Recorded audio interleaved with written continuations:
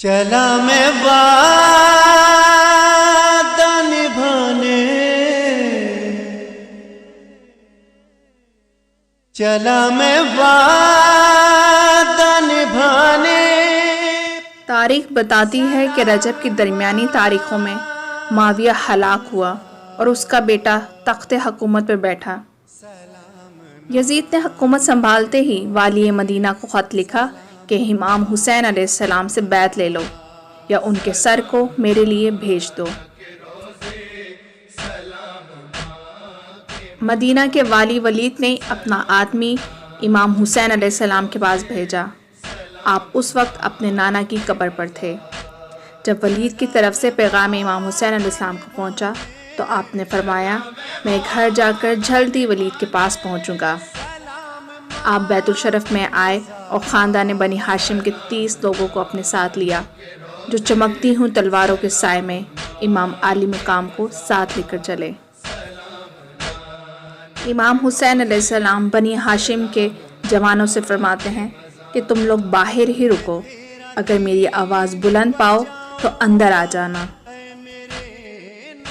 مروان کی جانب سے یزید کی بیعت کے سوال پر امام حسین علیہ السلام یہ تاریخی جملے ارشاد فرماتے ہیں، ہم اہل بیت نبوت ہیں، معدن رسالت ہیں، ملائکہ ہمارے یہاں آتے جاتے ہیں، خدا نے خلقت پر ہمیں مقدم کیا ہے اور ہم پر ختم کیا ہے۔ یزید شراب پینے والا فاسق، لوگوں کا ناحق کرنے والا ہے، مجھ جیسا اس جیسے کی بیعت نہیں کر سکتا۔ مروان کہتا ہے کہ یزید کی بیعت کر لیں، آپ کے لیے دنیا و آخرت میں بہتری کا سبب ہے۔ آپ امام علیہ السلام کلمہ استرجاع جاری کرتے ہیں اور کہتے ہیں، جب امت پر یزید جیسا حاکم مسلط ہو جائے تو اسلام پر سلام۔ سلام مدینہ سے ہجرت کا فیصلہ کرتے ہیں کیونکہ مدینہ باپ کے لیے محفوظ نہیں رہ گیا تھا۔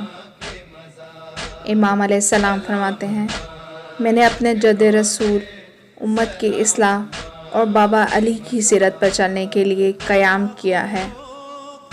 میں انہیں امر بالمعروف و نہی عن المنکر کرنا چاہتا ہوں۔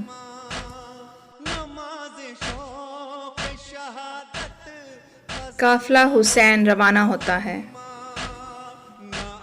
جس میں 250 گھوڑے، 250 ناکے، جن میں 70 ناکے تو وہ ہیں جن میں خیموں کے پردے، تنابیں اور خیموں سے متعلق سامان تھا، 40 ناکے جن پر برتن اور دیگر گھریلو سامان اور اسلحہ وغیرہ تھا، 30 ناکوں پر پانی کی مشکیں، 12 ناکوں پر لباس، 50 ناکے وہ جن پر مخدرات عصمت و طہارت کے استعمال کے وسائل تھے۔ اس سفر میں جناب زینب، ام کلثوم، حضرت عباس، علی اکبر اور دیگر اہل خانہ کے علاوہ امیر المومنین کی بہن جمامہ بنت ابو طالب اور 9 کنیزیں آپ کے ہمراہ مدینے سے نکلیں۔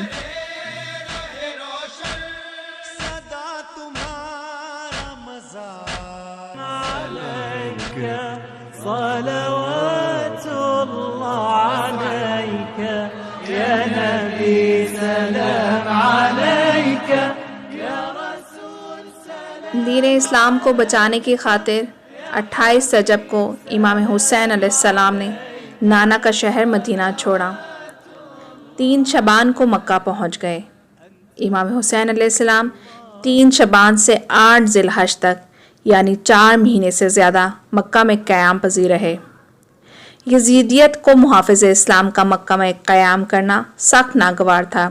لبیک اللہم لبیک لبیک لا شریک لک لبیک ان الحمد والنعمت لک والملک۔ فرزند رسول حج کے لیے احرام باندھ چکے تھے۔ یزید ملعون نے عمرو بن عاص کو ایک لشکر کے ساتھ حاجیوں کے لباس میں بھیجا اور حکم دیا کہ اگر امام حسین علیہ السلام خانہ کعبہ کے پردوں میں بھی ہوں تو تب بھی انہیں قتل کر دیں۔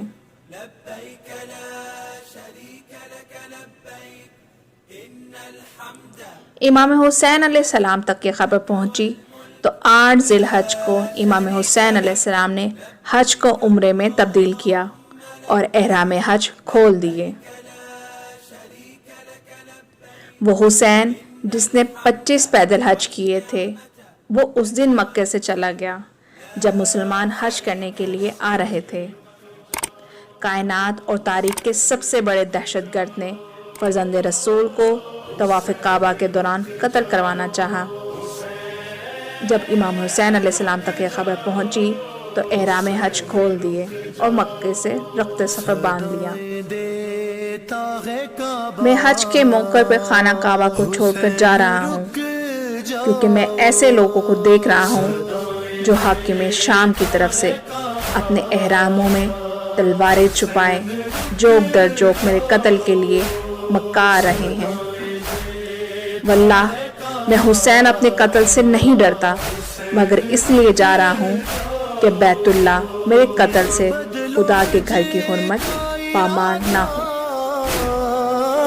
نہ بدلو حج کا ارادہ حسین رک جاؤ، حسین رک جاؤ، صدائیں دیتا ہے کعبہ حسین رک جاؤ، صدائیں دیتا ہے کعبہ حسین رک جاؤ، میں دیتا ہے کعبہ حسین رک جاؤ، صدائیں دیتا ہے کعبہ حسین رک جاؤ۔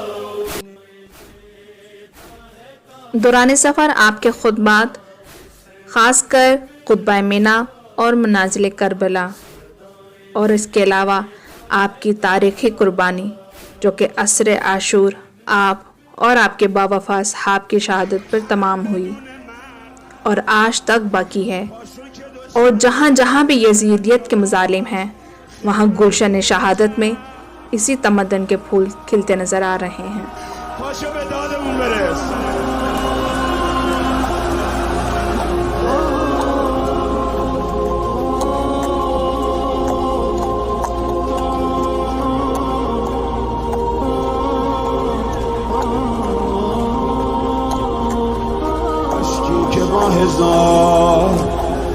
زحمت رسید به آب بیچاره طفلک شیرخواره،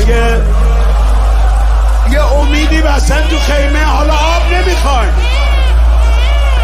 آب به خیمه نرسید فدای سرت،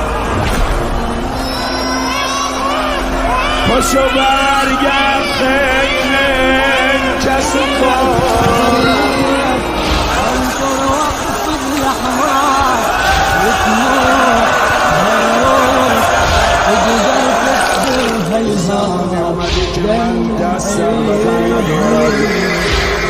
گفت تو دست نداری من دارم، چنان عمود آهن و بالا بود احمد الحدید